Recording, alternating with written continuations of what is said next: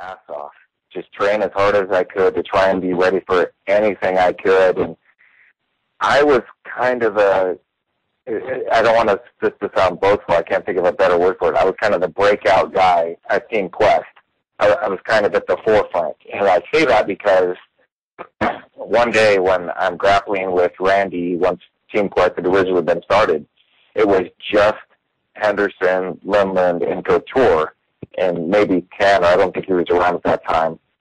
But that's all it was those three guys competing on the biggest stage in the world. And I went to Randy one day after practice for training, as it would have been, and I said, Randy, I want to fight for you. And he says, well, we don't really have a team. And I said, well, you need to form a team and put me on it. That's what should happen. And he was just like, oh, well, that's a good idea. So then he formed Team Quest, and I was the first guy on it, and then we grew with guys like Lieben and Herman and everybody else. But because I was right at the forefront, it was like every possible mistake that could be made was made with me. So we show up in Salt Lake City to fight Drew McFedry. Never had a contract sent over. It was never faxed, never emailed or anything. So I show up and told by Monty Cox, okay, well, you're fighting for, I think it was $500. And I was like, Randy, it's supposed to be $800. And Randy goes to Monty and he's like, well, I thought it was $800. Monty's like, no, $500.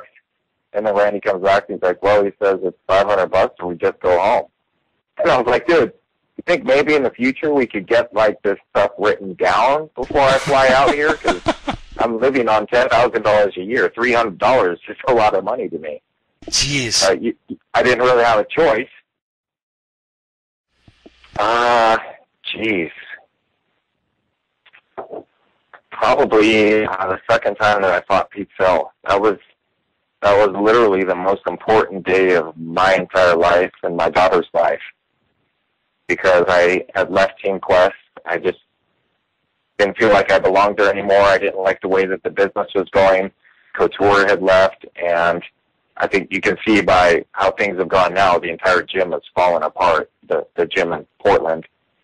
But I was kind of ahead of the curve. I just said, this isn't working for me. I think it'd be best for all of us if we left now and went and did something else. And everyone that I felt that I was representing said, no, we're going to stay here. I said, okay, well, I can't convince you guys to do what's best for your own career. So many of them wasted years of their career, or their careers completely died there. But anyway, so I left Team Quest. I had to go through a custody battle for my daughter because her mother saw me on TV, so obviously I'm making millions of dollars. It didn't matter that when I fought Franklin, I got paid $10,000. And you take your commissions out, your taxes and everything. I was, for my entire year of fighting, 4 fights in the UFC, one of those being a title fight, I made $40,000. And then I had my upcoming back surgery, so I had to live on that $40,000. It was 22 months between my Franklin fight and my Pete Sell comeback fight. So I'm going into that fight, I'm completely broke. I'm penniless. I'm literally fighting for food money. Palms, they asked for a credit card, and I just laughed. But you can take the card, but it's maxed out. Here I am fighting for 10-10, and if I lose, the UFC is going to cut me. It's going to be the end of this ride. How am I going to go home and feed my little girl? My credit card is maxed out. I had to bring my mortgage payment with me in the hopes that I won the fight so I could